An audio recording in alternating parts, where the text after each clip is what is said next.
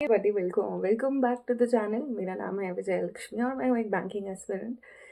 तो अभी मुझे थोड़ा-सा वक़्त मिला था ये मेंस और प्रीलिम्स की लड़ाई में कि 3-4 दिनों का वक़्त है, तो I can make this video for you all क्योंकि अभी मेरे पास थोड़ा-सा टाइम है, इतना हेक्टिक नहीं है अभी। तो देखिए अभी आईबीपीएस पीओ का एग्ज़ाम है 19th और 20th को। Let me tell you first कि मेरा एग्ज़ाम कब है। मेरा एग्ज़ाम है 19th की फर्स्ट शिफ्ट को। तो हाँ, पहला दिन और पहले ही उसमें मेरा एग्ज़ाम है। तो पहली शिफ्ट में मेरा एग्ज़ाम है। Do let me know in the comment section तुम्हारा एग्ज़ाम कब है, ठीक है? और चलो फिर स्टार्ट करते हैं। ये वीडियो यूजुअली ऐसे मैं बनाती नहीं हूँ, बट अगर इससे किसी की भी थोड़ी-सी भी मदद हो जाए तो मेरा ये वीडियो बनाना सफल हो जाएगा। तो सबसे पहले मैं तुम्हें बताती हूँ इंग्लिश में क्या सीन है। देखो इंग्लिश में ना कई लोग ऐसे भाँप नहीं पाते कि what is the like level of English, और उनको ऐसे लगता है कि इंग्लिश में तो सब कुछ ही करना होता है। You can not leave any questions, क्योंकि सुना होता है लोगों से कि आप इंग्लिश के सवालों को नहीं छोड़ सकते, बेवकूफ़ी है छोड़ना, आपको तो पूरे अटेम्प्ट करने चाहिए क्योंकि अच्छे बच्चे पूरे अटेम्प्ट करते हैं। लेकिन मैं तुम्हें एक बात बता दूँ कि इंग्लिश में तुम लोग आरसी से पता लगा सकते हो कि लेवल क्या आया है, या फिर तुम पैराजंबल से या फिर क्लोज टेस्ट से पता लगा सकते हो। देखो क्लोज टेस्ट में अगर तो ये आया कि replaced by this word is replaced by which of the following words, फिर वहाँ पे वर्ड्स दिए होते हैं। इस तरह के क्लोज टेस्ट को थोड़ा-सा मुश्किल उसमें आँका जाता है कि ये थोड़ा-सा डिफ़िकल्ट हो सकता है। बट हाँ, वोकैब्युलरी पे भी डिपेंड करता है कि अगर वहाँ पे वोकैब्युलरी बिल्कुल ही सिंपल है कि मतलब फाइंड का क्या होता है, रिप्लेस का क्या होता है, ऐसे वाली आ गई तो फिर दैट मीन्स वो ईज़ी है। और अगर वैसा वाला नहीं है, थोड़ा-सा मुश्किल है, वोकैब्युलरी थोड़ी-सी डिफ़िकल्ट साइड पे है, तो फिर आप पता कर सकते हो कि मतलब this is something like really थोड़ा-सा है, मुश्किल है इसमें नंबर खींचना। तो वहाँ पे नंबर कैसे खींचे जा सकते हैं, वहाँ पे देखो उन क्वेश्चन्स को प्लीज़ छोड़ दिया करो जिसका तुम्हें कोई आइडिया नहीं है, क्योंकि उस पे तुक्के लगा के कुछ भी नहीं मिलेगा तुम्हें। और अगर तो कोई ऐसा है कि जिसके तो तुक्के लगते भी नहीं हैं, ठीक है? उसको पता है कि उसके तुक्के हमेशा ही गलत होते हैं, बट मुझे ऐसा लगता है कि इंग्लिश में एक्यूरेसी तो बिगड़ती ही है। तो वो गेस वर्क नहीं करना है तुमने, ठीक है? स्पेशली प्रीलिम्स में। तो प्रीलिम्स में इन 3 दिनों के लिए मेरी तरफ से ये हिदायत रहेगी कि पैराजंबल, अब देखो कैसे वाले आ रहे हैं पैराजंबल। एक तो आते हैं वो वाले जो एक पूरा पैराग्राफ बेस्ड होते हैं और उसमें होता है ए बी सी डी, फिर पूछते हैं पहला स्टेटमेंट कौन सा था, ए, दूसरा कौन सा था, बी, ठीक है? इस तरह के 5-6 क्वेश्चंस होते हैं। एक तरह का वैसा पैराजंबल आता है। दूसरा आता है मतलब हर हर क्वेश्चन अलग होता है और छोटी-छोटी स्टेटमेंट्स दी होती हैं। उसमें भी आप लोग थोड़ा-सा पता लगा सकते हो। वहाँ पे ना ऑप्शन से पता चलता है, ठीक है? ऑप्शन पे जाया करो और सबसे पहले तो एक ट्रिक है कि मतलब सारे पैराजंबल के ना लास्ट वर्ड को देखा करो। जैसे ऑफ होगा, किसी में ऑन होगा, या फिर कुछ मतलब ऐसा होगा जो कि कनेक्टिंग वाले हैं, कनेक्टिंग वर्ड्स है या फिर कनेक्टर है और उसके आगे कुछ आ नहीं रहा, तो फिर ऑप्शन में एलिमिनेट कर दिया करो उसे। अगर उससे एंड हो रहा है तो उसे एलिमिनेट कर दिया करो, ठीक है? फिर बाकी के ऑप्शन से चेक कर लिया करो। और हाँ, तो ये इंग्लिश के लिए तुम ऐसे पैराजंबल प्रैक्टिस करके जाना। और आरसी प्रैक्टिस करके जाना। आरसी देखो अगर तो तुम्हारा स्टोरी बेस्ड आ गया, दैट मीन्स मतलब बहुत ही ईज़ी सी स्टोरी दी हुई है कोई, कि वहाँ पे ऐसा हुआ था, फिर वो वैसा हुआ, ठीक है? अगर वैसा आरसी आया दैट मीन्स कि आपका इंग्लिश का लेवल उस दिन थोड़ा-सा कम है, आप ईज़िली स्मूथली जा सकते हो।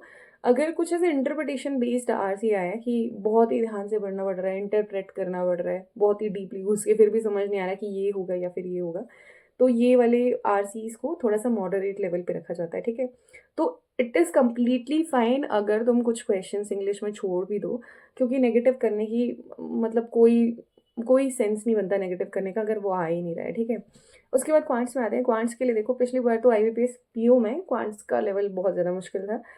आई रिमेंबर कि कुछ एक टीचर्स ही 18 अटेम्प्ट करके आए थे और 17-18 कुछ ऐसा अटेम्प्ट गया था, क्योंकि उस शिफ्ट में वाक़ई में क्वांट्स बहुत मुश्किल था। उसके बाद वो नॉर्मलाइज़ होके स्कोर चला गया, अगर एक्यूरेसी है 21-22 चला गया, which is a good score in ये आईबीपीएस पीओ, क्योंकि फिर उसकी ओवरऑल कट ऑफ डिक्रीज़ हो गई थी ना, 54 कट ऑफ गया था लास्ट ईयर। तो तुम ये कर सकते हो कि पहले तो एक बार मतलब जैसे पेपर स्टार्ट करो तो मान लो कि रॉन्ग नंबर सीरीज़ है, और रॉन्ग नंबर सीरीज़ में भी वो बहुत बड़े-बड़े नंबर्स हैं।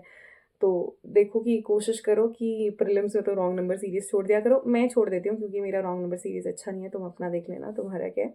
मिसिंग नंबर सीरीज़ हो जाता है, रॉन्ग नंबर सीरीज़ में थोड़ा-सा वो पता लगा वरना थोड़ा-सा मुश्किल हो जाता है, और स्पेशली वो बहुत ही बड़े-बड़े नंबर्स के लिए।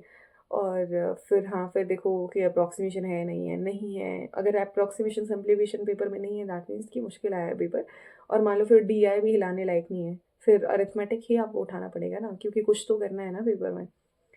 तो इसके लिए आपको क्लासेस आपको लगानी पड़ेगी, अच्छे लेवल के क्वेश्चंस आपको प्रैक्टिस करने ही पड़ेंगे, ठीक है। Moving ahead with the video, मुझे तुम्हें बताना है कि अगर आपके पास कोई भी टेस्ट सीरीज नहीं है and still you are looking for the one, then go with the textbook. Textbook पे अभी सेल चल रही है, जहाँ पे आपको उसका pass and pass pro, yearly pass pro मिल जाएगा, जो भी मेंशन है स्क्रीन पर, उस प्राइस में।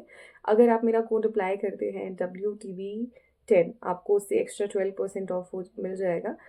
तो अभी सही वक्त है इसे परचेज करने का, रादर देन आप तब परचेज करो जब इसके प्राइसेस बढ़ जाए। और यहाँ पर आपको मिल जाते हैं लगभग 80,000 प्लस टेस्ट्स किसी भी कोर में। मान लो if you are preparing for banking, if you are preparing for SSC, तो आपको इतने ज़्यादा इसमें टेस्ट मिल जाते हैं। Very next is reasoning. Reasoning देखो, मुझे ऐसे लगता है कि सभी की रीजनिंग ठीक है, ओकेश रहती है, बट वो है कि आपको थोड़ा सा एक्यूरेसी ख़राब नहीं होने देनी होती है इंग्लिश रीजनिंग में।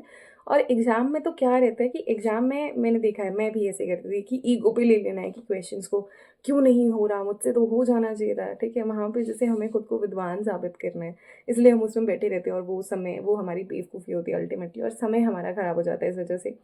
तो तुम लोग क्या करना कि अगर तुम्हें पता चल रहा है जब तुम पज़ल बना रहे हो, ठीक है, ये ट्रिक तुम यूज़ कर सकते हो। जैसे पज़ल बना रहे हो तो नज़रें टिकाना सीखो थोड़ा सा क्वेश्चन में। कई बार ऐसे हो जाता है कि स्किप ही हो जाती है, मान लो बहुत ही लंबी पज़ल थी, स्किप ही हो गया उसमें कुछ एक, तो उसमें तो कुछ नहीं कर सकते, ठीक है। उसमें तो फिर तुम दूसरी बार बनाओगे, दूसरी बार भी देखना तुम सेम ही लाइन को स्किप करोगे, और फिर तुम्हारा फाइनल आंसर नहीं आ रहा होगा। तो उस वक्त के लिए अब ऐसा नहीं करना है कि थर्ड राउंड के लिए जाना है और फिर से वो बनाने लग गए, ठीक है, ये बेवकूफ़ी मत करना। उस टाइम के लिए उसे छोड़ देना वहाँ पर, क्योंकि this is tried and tested, कि जब आप उसे तीसरी बार बनाने जाओगे ना, आप फिर से वो लाइन छोड़ने वाले हो।